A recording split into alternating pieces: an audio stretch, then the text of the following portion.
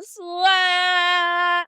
I'm the Mademoiselle and ça c'est deuxième Chanel. Welcome to another video. As you guys can see, we're going to be doing a mermaid story time. I try not to waste these, so that's why I do these very sporadically, but I promise y'all I'm gonna try to get at least a lot of them out by the end of this year. Let's hope, fingers crossed. But of course, before we get started, give me a like, subscribe, and keep the description box for everything you guys always ask me about down below. If you're seeing me and you're confused as to this type of content, I have multiple channels now. Again, check down below in the description box. And of course, please comment down below your mermaid stories. Mermaid stories genuinely fascinate me, especially Haitian mermaid stories, because it's one of those things where it's like a lot of Haitians talk about mermaids so casually because most people, especially Haitians that grew up in Haiti, have come across mermaids or know someone that has either been taken by a mermaid, seen a mermaid, or have had some sort of personal experience with them. So a lot of times when people tell me these stories, it's like, it's not even a shock to them. Like, it's not even like, yeah, they saw a mermaid and it was wild. They'd be like, yeah, my cousin got taken by one. It was crazy as hell. Like, so damn casual. But I realized, like, that's how Haitian people are.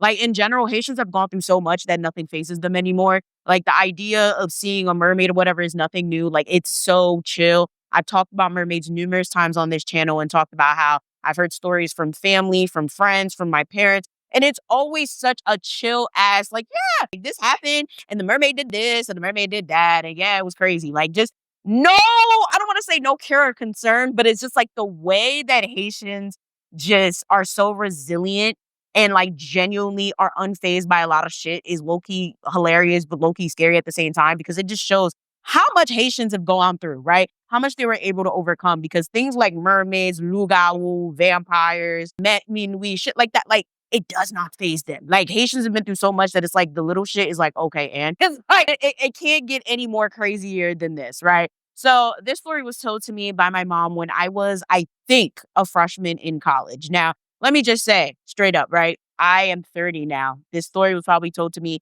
over 10 plus years ago. Therefore, if you're going to be bothered by me not remembering 1,000% of the details, or you would much rather me make up details, I need you to click off, because I'm going to cuss you the fuck out. And then you're going to be out here talk about how mean I am. It's just dumb and it's annoying. If you don't like my videos, don't watch. If you think I make up stories, again, you don't like me, don't watch. I don't have time. But if you're still going to stay anyway, thank you so much for putting money in my pocket. So let the story commence. Again, this story takes place when I was in high school.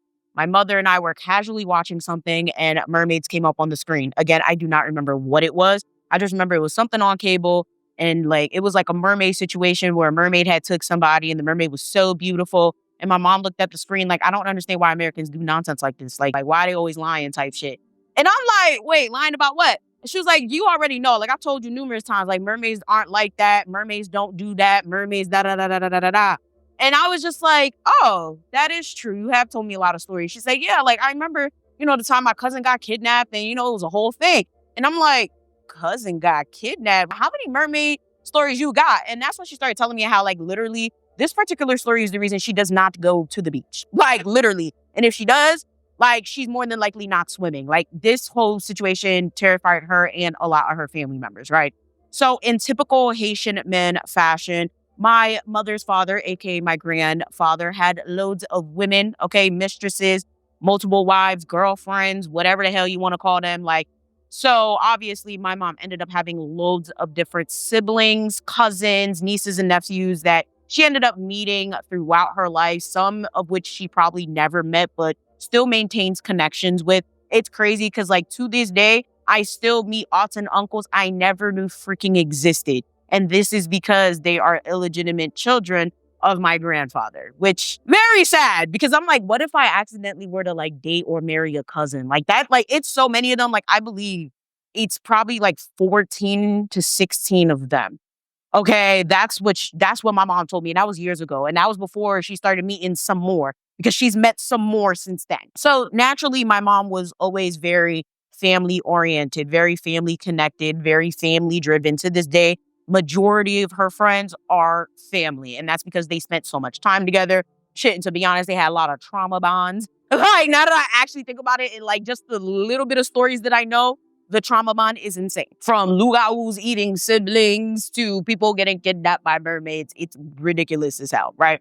So at this time, my mom used to spend a lot of time with one of her nieces. We're going to name her Catherine. Now, of course, this is the child of one of her illegitimate sisters or brothers. I don't remember which one it was, but they were very close. They were always around. And it's very interesting. Like when it comes to Haitian people, I feel like that's another story for another time. And I feel like I talked about it before. Like a lot of women will tolerate this bastard child nonsense. Like they'll sit there and tolerate the fact that their wives or husbands cheated and welcome the kids. Child, whatever, I guess. Anything to make the children happy. But at this time, they were very much around. The mistresses would come around, the kids would come around, and it was a big, happy family time. Now, at this point, my family's house was in a completely different part of Haiti. I'm not going to disclose this location, but if those of you guys are watching this or in Haiti, you actually might know specifically what area I'm talking about, right? So my mom would hang out with her distant aunts and uncles and cousins and whatever all the time during this given time period. And one of the things that she really liked to do with her nephews, nieces, and cousins would be go to the beach.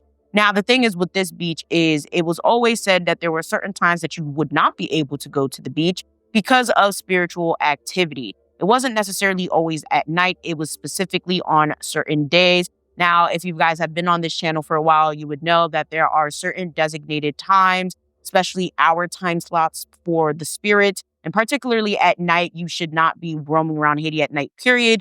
But especially nowhere near the Dilo. Okay, nowhere near the motherfucking water. Because that is for the water spirits. Of course, at night is for the night spirits.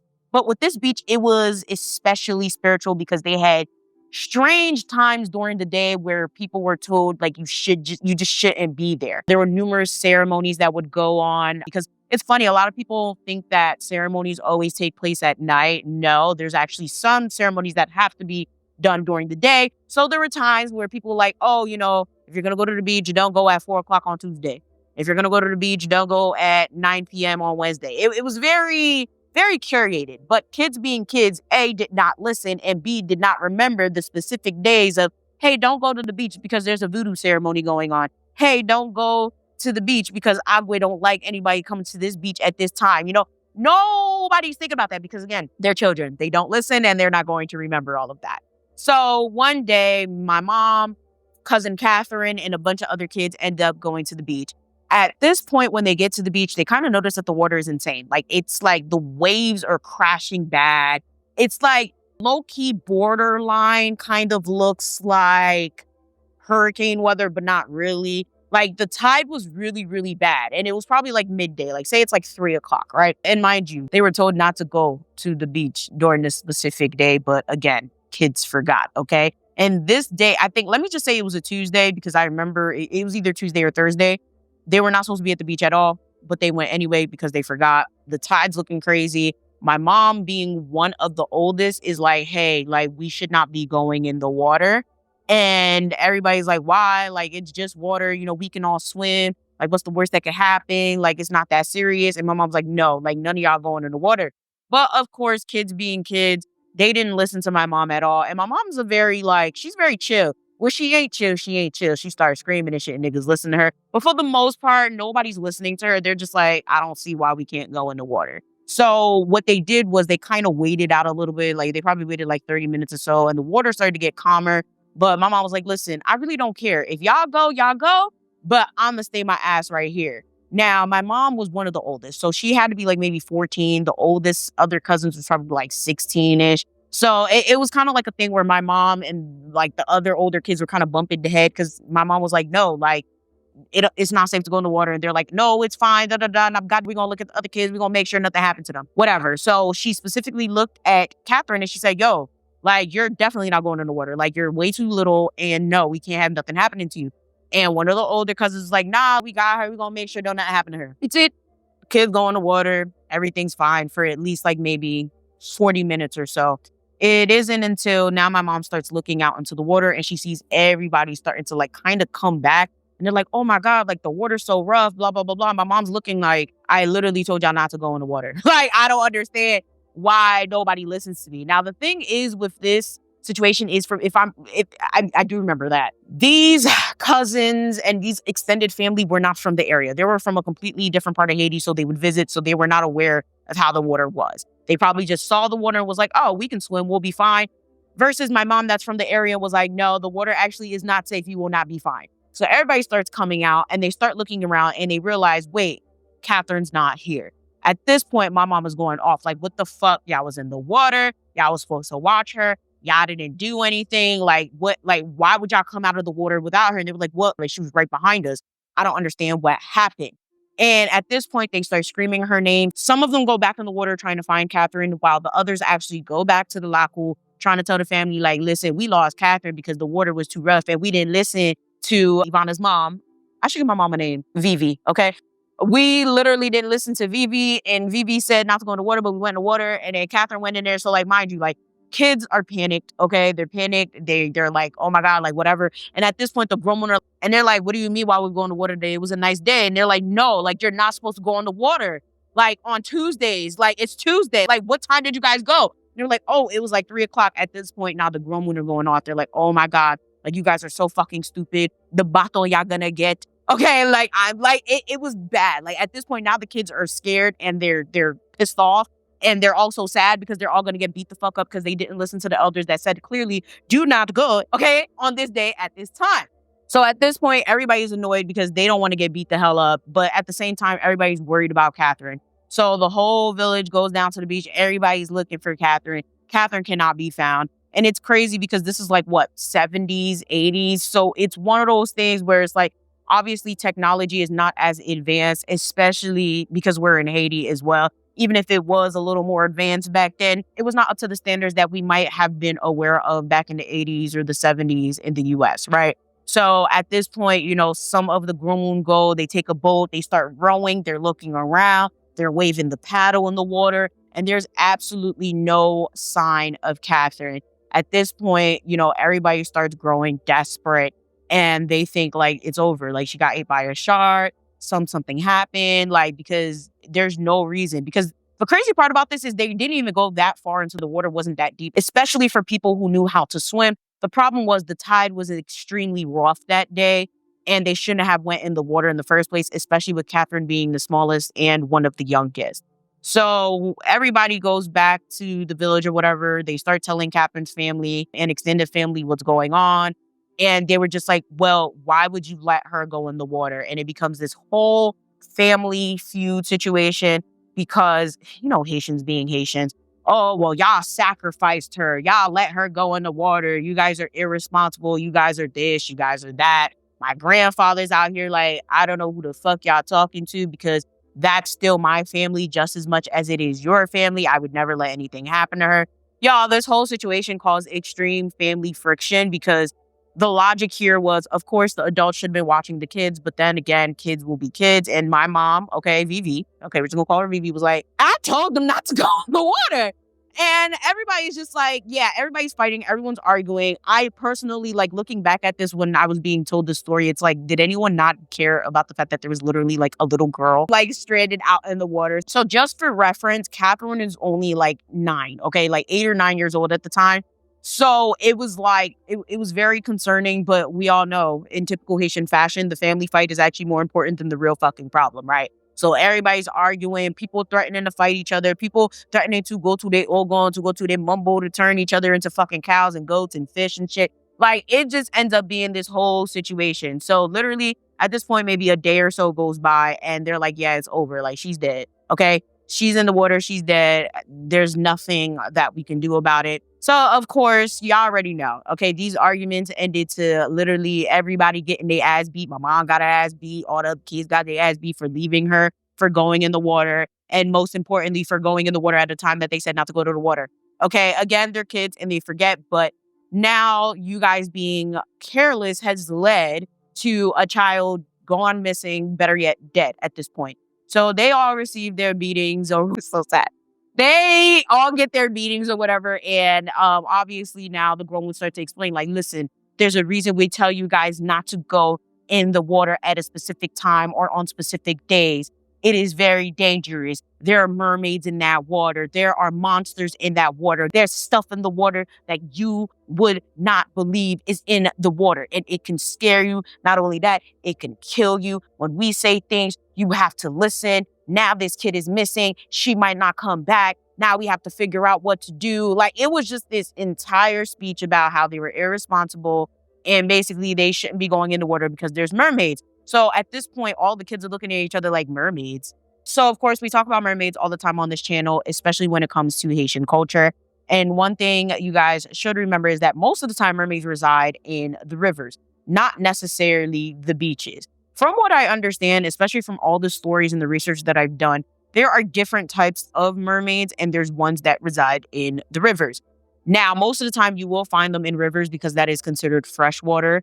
And of course, there are some that you're going to find in ocean water, which are different types of mermaids. From what I understand, those are typically the more volatile mermaids. But at the end of the day, I think you could find any type of mermaid in any body of water in any country, to be quite honest.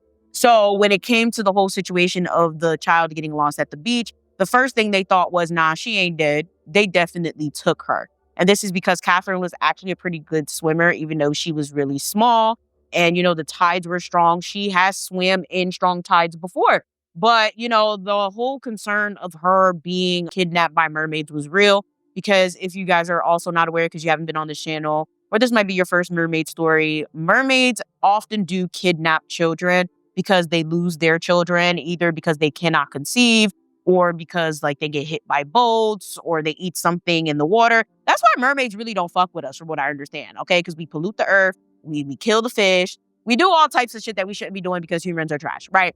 So a lot of times they will kidnap children as either a way to compensate for their own loss or to teach us a lesson. There's so many other reasons. I believe I made a video about like mermaids and babies and how they have babies and why they kidnap kids. There's a lot that goes into it. So feel free to watch that video. Hopefully I remember to link it down below. So essentially, that whole idea of her getting kidnapped was something that a lot of the grown and a lot of people in the village believed. So they end up going to Ogon to find out what happened, right? So realistically, right, when it comes to someone getting their life taken away from them or someone going missing, an Ogon, a Mumbo, a Bukor, a psychic, anybody could really tell you if that person is alive or dead. It really depends on if you're going to believe them or not, what credentials they have, how long they've been practicing seeing into the future or being able to connect or teleport or whatever. And there's so many different methods, right? Some just know, like some have like a genuine intuition where they know all the answers.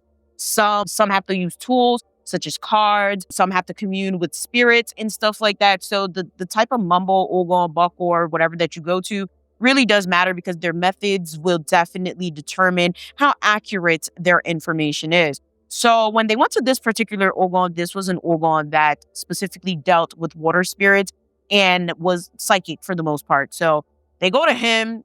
Mind you, they traveled pretty far. They traveled over an hour and some change to go to this. And they asked the Ogon, like, hey, like we had a situation. And he literally stopped them right there. It was like, yes, you guys are missing a child. And they were like, what? He's like, yeah, mind you, this was not nationally covered news. And it was also something that the village, I don't want to say the village tried to keep hush hush, but at this point, it had only been like a day or so later. Yes, news travels fast, but this dude is one of those Ogons that doesn't go outside, if that makes sense. Like, he's one of those spiritual people where telecommunicative devices such as like radios and phones and stuff can kind of fuck up his frequencies. So he makes it very, very like potent for him to stay away, okay, from all of that. Now, if you guys are spiritual, you understand. Y'all know what I'm talking about, right? There's some people that are very spiritually sensitive to radio waves and stuff like that. And back in those days, that's when Haiti was very like heavy reliant on radio. So he would kind of stay in his own area so that like the radio wavelengths wouldn't mess up his psychic frequencies, okay? I've met like maybe 2 or 3 people like that. And it's very interesting. I don't think no, they're not Haitian though.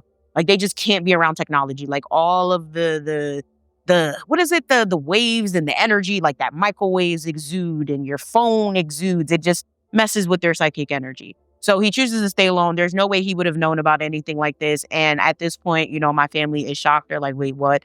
Like, how do you know about this whole situation? And he's like, well, if you're wondering where she is, the mermaids have her and they don't have any intent on sending her back. So at this point, they're like, what do you mean the mermaids have her? Why'd they take her? Da, da, da, da, da. And it was like, well, he was like, I don't know why they took her. Just understand that she more than likely is not coming back. And if you want her back, you're just going to have to do a lot of sacrifices to get her back.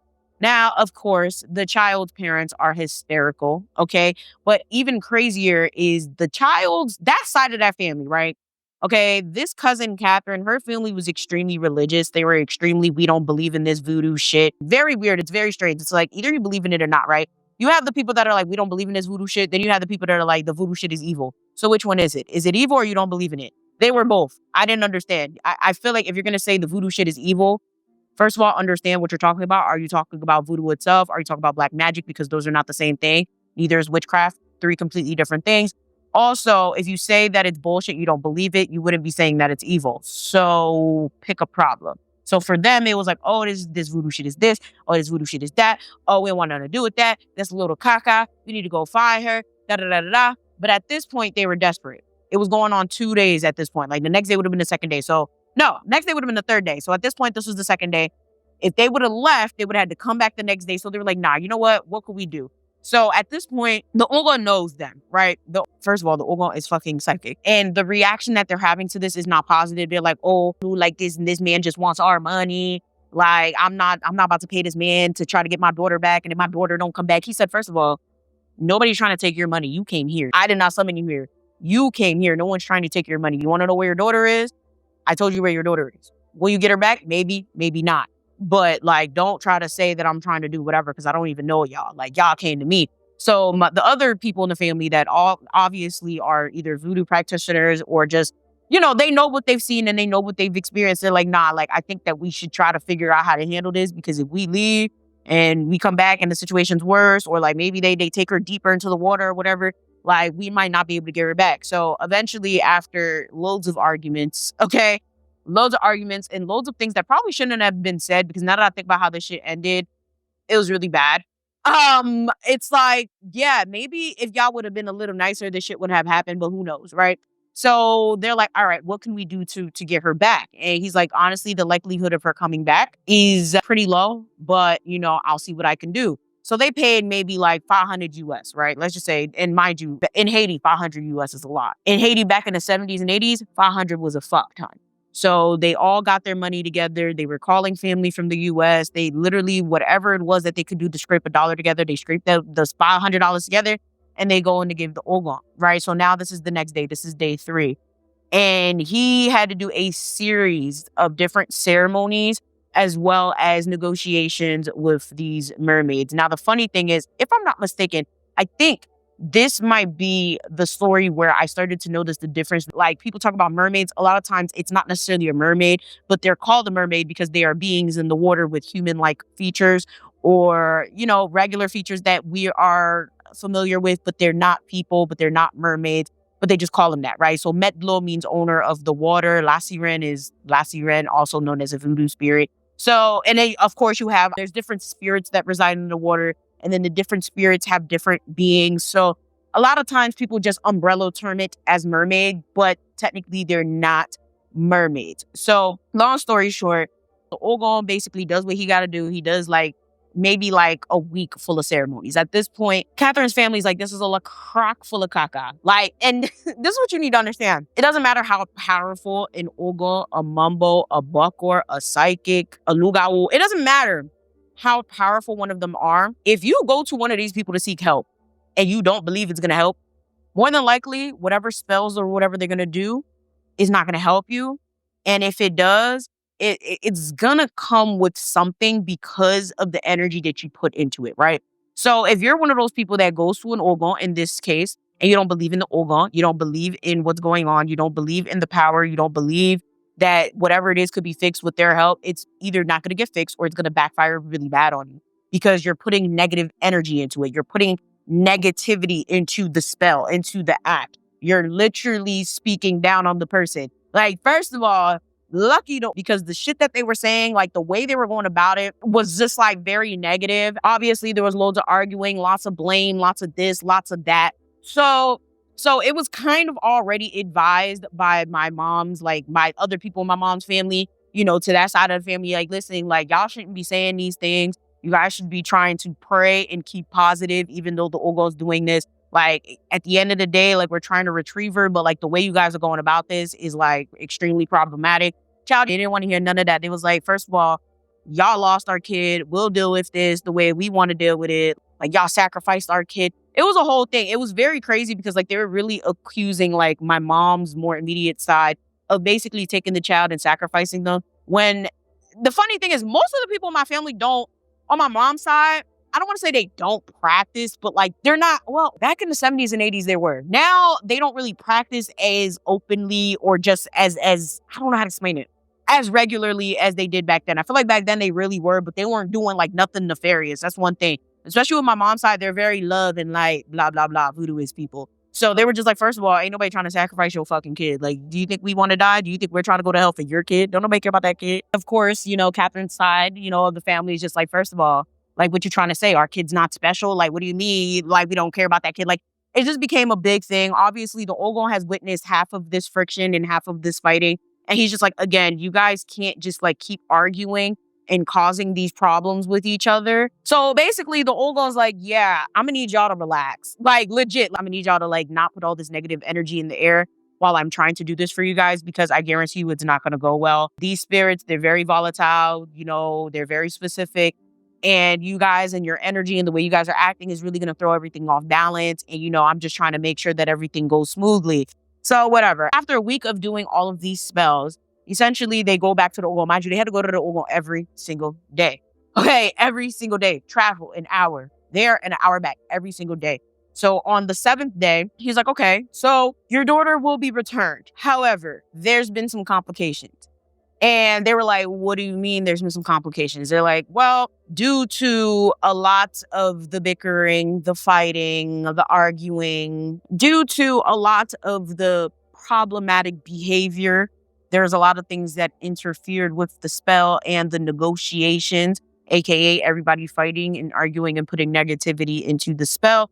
Therefore, she might not come back the way that you guys remember.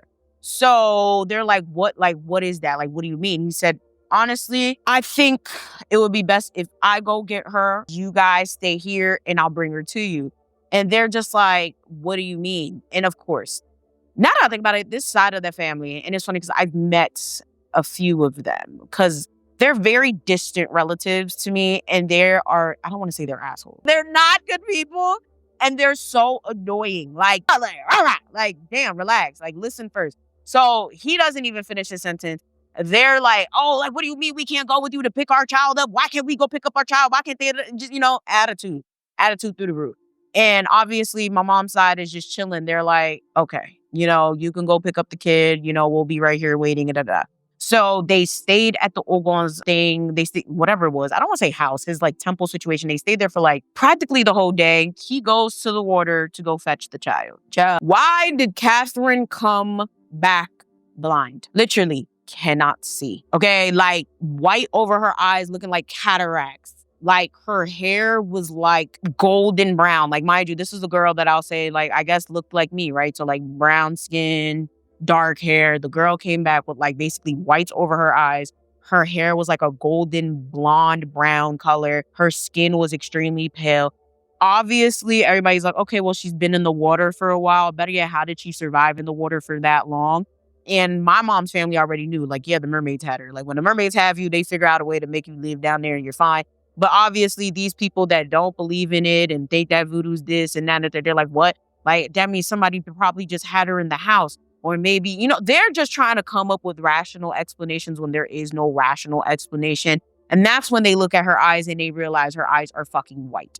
They are legit, like, glazed over white. Like, and they start screaming, they're hoopling, they're hollering, they cussing out the Ogon, saying the Ogon's the one that blinded her. And they cussing out Baba's family, saying that Baba's family sacrificed her eyes to get power. What power has my mom's family ever had? I don't fucking know. But it was a whole thing. Everybody's going hysterical, you know, and Catherine this entire time is just mute. Okay, she's not talking. She is terrified.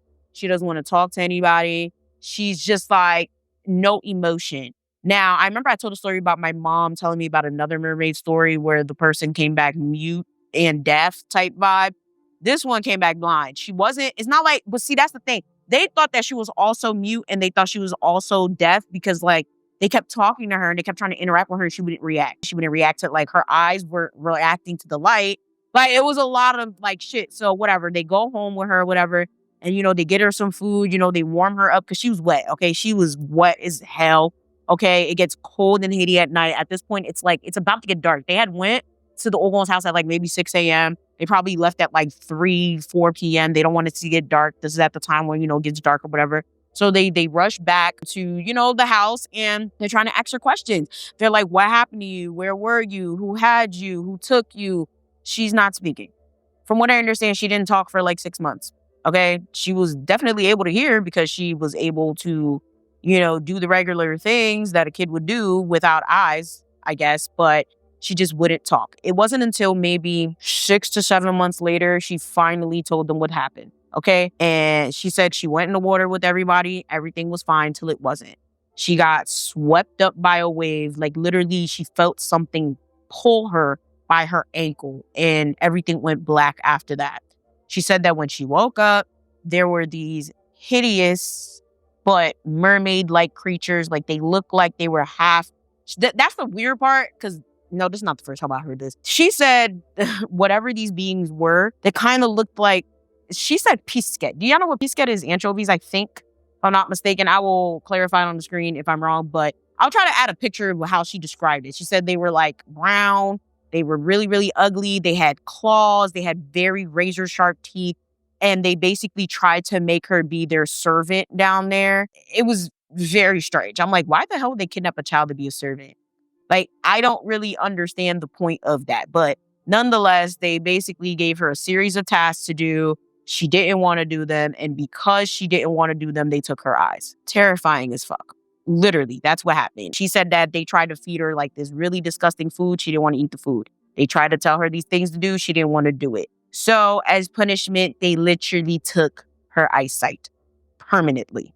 So what's really terrifying about this is there's so many different accounts of mermaids. Okay, of course, you have the really nice, beautiful, whatever mermaids that make you rich after they kidnap you. And then you have the ones that will attack you and send you back deaf, mute, blind, worse. And it's always fascinating to me because it's like, how the hell do you determine which mermaid you're going to get? That's why when people be sitting there like, oh, I want to see a mermaid. I'm like, do you? Because it's no telling that you might get a Donald Trump type of mermaid. Hey, like, you don't know what type of mermaid you're going to get. I believe there's an entire kingdom of people and beings down there that vary. Okay, just like us as humans. There's criminals, there's good people, there's church people, there's vegetarians, there's whatever. Like, I think there's so many different types of sea beings. And it's like, it's all fun and games till it ain't.